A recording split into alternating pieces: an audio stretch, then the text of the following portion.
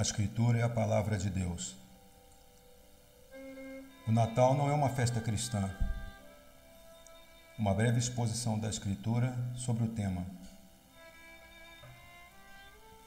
O texto base está em Deuteronômio capítulo 12, do verso 29 ao 32. Podemos entender qual é o princípio de Deus com relação ao nosso culto a Ele. E aqui entender se está de acordo com o nosso coração, ou até mesmo uma suposta sinceridade da nossa parte, ou com aquilo que Ele estabelece como regra para cultuá-lo. Eu posso agradar ao Criador cultuando da minha forma ou da forma que Ele estabelece, de acordo com a vontade dEle, de acordo com o gosto dEle, de acordo com aquilo que Ele estabelece. Esperamos que a Escritura nos responda, que Deus nos dê, nesse momento, entendimento para poder expor a Sua palavra e também para que nós possamos entendê-lo e entendê-la. Deuteronômio capítulo 12, verso 29 ao 32. Quando o Senhor, teu Deus, eliminar de diante de ti as nações para as quais vais para possuí-las, e as desapossares e habitares na sua terra, guarda-te, não te enlaces com imitá-las, após terem sido destruídas diante de ti, e que não indagues acerca dos seus deuses, dizendo: assim como serviram estas nações aos seus deuses, do mesmo modo também farei eu. Não farás assim ao Senhor, teu Deus, porque tudo que é abominável ao Senhor e que Ele odeia, fizeram eles a seus deuses. Pois até seus filhos e suas filhas queimaram os seus deuses. Tudo o que eu te ordeno, observarás. Nada acrescentarás, nem diminuirás. O texto que lemos está no ambiente, ou ambientado, a história que vai de Êxodo ao próprio livro de Deuteronômio, que é a libertação dos israelitas do cativeiro no Egito e a chegada à terra prometida, a Canaã. E nesse contexto, muitos povos foram destruídos e muitas daquelas pessoas foram desalojadas do território conquistado. Os cananeus eram um desses povos, que viveu em uma terra que mana leite e mel, até serem vencidos pelos antigos israelitas e desaparecerem da história.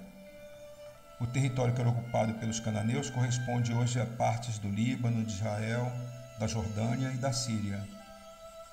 Outros povos ou nações foram destruídos para que Israel tomasse a terra prometida. Quão poderoso é o nosso Deus! A possível rota do Êxodo. Nesse mapa podemos ver desde o Egito, do número 1, e o percurso em ordem crescente, 2, 3, 4, 5, 6, 7, 8, ali o Monte Sinai, depois a subida mais para o norte. Eles vão passar pelo deserto de Zin, ou Cades Barneia, tem um ponto marcado ali, número 12, e seguindo depois ao norte, passando pela terra dos Moabitas, e chegando ali até o número 18, ali temos uma seta amarela marcando Jericó.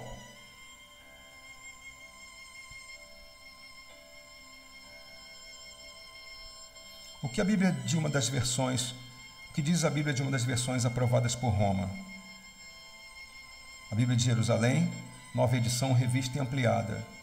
Ela é editada, impressa pela editora Paulus, e tem a aprovação eclesiástica, o imprimatur, a carta protocolar da CNBB, número 0051/03.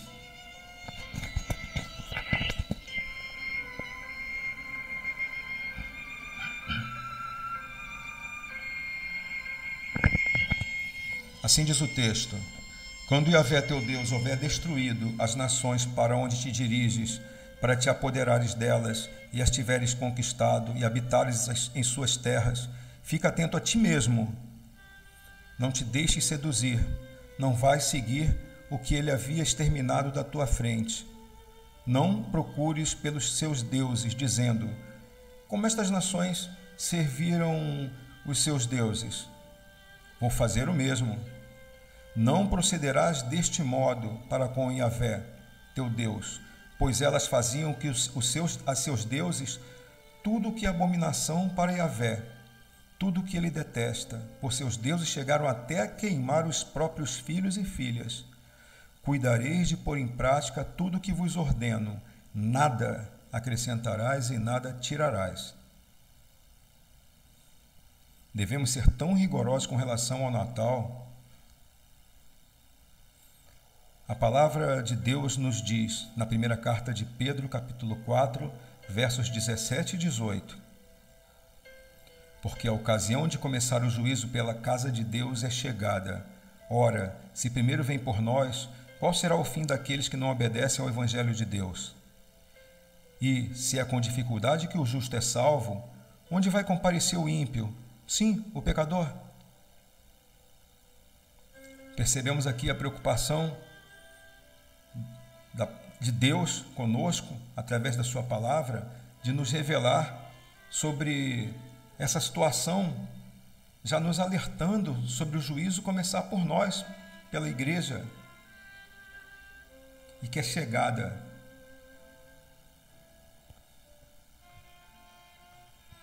Retomando Deuteronômio 12, 29 ao 32. Esse texto, como falamos, ele tem um tom bem particular, tanto no capítulo 12 quanto no capítulo 13, porque Israel havia sido liberto do Egito, mas eles viveram muito tempo como escravos de um povo politeísta, quer dizer, um povo que tem muitos deuses. E isso colocou em Israel uma alma um pouquinho corrompida por essa idolatria daqueles povos que os escravizavam. Os cananeus, por exemplo, eles possuíam alguns deuses. O deus principal deles era El, chamado o Criador. O Baal, muito repetido aqui na Escritura, a idolatria a Baal, era o mais cultuado entre eles. E havia também uma divindade chamada Haddad, se escreve com H, outra divindade chamada Ian, se escreve com Y inicial, e Mot, uma divindade ali que provocava seca e esterilidade. Ele é nesse ambiente ultra religioso, cheio de divindades, que Israel estava entrando para tomar posse daquele território. Em Deuteronômio 12, 13, entretanto, Deus não faz uma exposição de modo a ditar uma lei de forma endurecida, mas ele faz uma exposição de forma pastoral. Através de Moisés, a Escritura revela não uma lei ditada com dureza, mas um pacto que identificaria o povo de Deus naquela região, diferenciando o povo de Deus de todos aqueles outros que eram pagãos, politeístas, porque Israel era a primeira nação que cultuava apenas um Deus. Era uma nação monoteísta. E dessa forma pastoral, dessa forma amorosa, Moisés estava anunciando os estatutos de Deus, mais como um pregador. Por quê? Porque ele fazia um apelo ao povo que deveria responder à graça de Deus que os havia libertado do cativeiro no Egito. Era isso. E responder de que forma? Com suas vidas e principalmente com sua lealdade ao Salvador. Era essa a resposta que Moisés estava revelando para o povo de Deus. E por que tem que ser daquela forma? Para que se mantivesse a unidade do povo de Deus. Imaginemos aqui, alguns cristãos comemoram o Natal, outros não, alguns acham correto por exemplo, participar de outras festas religiosas, e outros vão dizer, não participo. Ora, onde está a unidade? A unidade está na palavra. Nada lhes acrescentarás, nem lhes diminuirás. É isso que está sendo revelado aqui. Essa é a vontade do Senhor.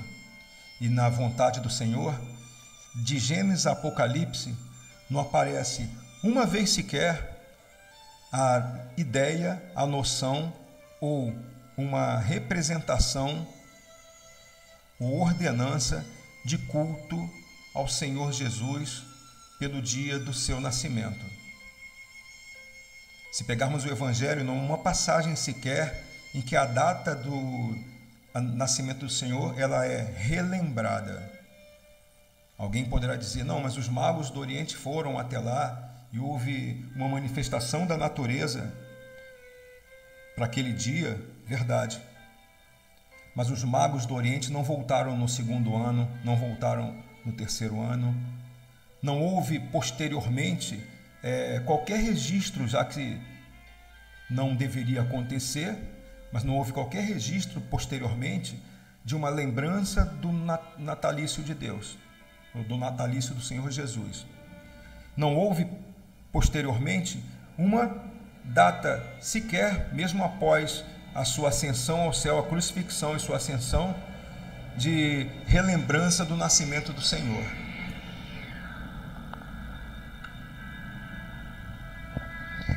Muitos fenômenos extraordinários acontecem e acontecerão, mas o mundo será perdido conforme está escrito sob o próprio destino. Haveria por um único dia ou noite alguma conversão pelo nascimento de um suposto menino Jesus? Existe um menino Jesus? É simples isso, né? Existe um menino Jesus? É possível existir esse menino Jesus? Sabemos que não. Será que ateus se converteram, comemoram o Natal, comemoram o nascimento de Cristo, porque eles se converteram e passaram a crer e depois no dia seguinte se tornam ateus novamente? O quarto flagelo. O quarto anjo derramou a sua taça sobre o sol e foi-lhe dado queimar os homens com fogo. Com efeito, os homens se queimaram e com intenso calor e blasfemaram o nome de Deus, que tem autoridade sobre estes flagelos, e nem se arrependeram para lhe darem glória. É isso que a palavra nos diz. Não há conversão. Mesmo diante dos flagelos que hoje acontecem, eu não estou dizendo que são os flagelos revelados em Apocalipse, capítulo 16, como esse, por exemplo, o quarto flagelo, mas estou dizendo, não se arrependeram e não deram glória a Deus. É isso que está revelado. O mundo não se converteu, o mundo não vai se converter. Como podemos pensar agradar a Deus fazendo exatamente aquilo que Ele, desde o princípio da separação de seu povo, ordenou para que não se fizesse?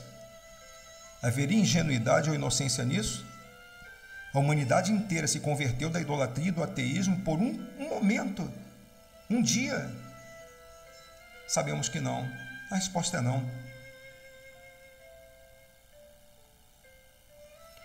Por isso, irmãos, o que para nós é a verdade é a palavra de Deus. E o Senhor Jesus nos disse e nos diz permanentemente, continuamente, santifica-os na tua verdade.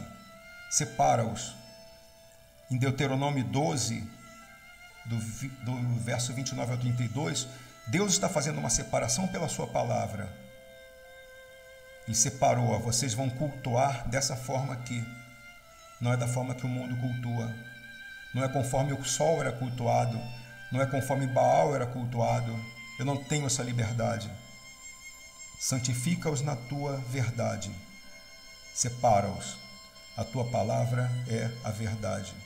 Foi isso que o Senhor Jesus nos diz. É isso que o Senhor Jesus nos diz. Amém? Portanto, o Natal não é uma festa cristã. É uma festa do mundo. Que comemorem, que façam, participem, quem queira. Mas o povo de Deus é separado pela verdade. É separado pela palavra de Deus. Que Deus nos livre do mal. Graça e paz.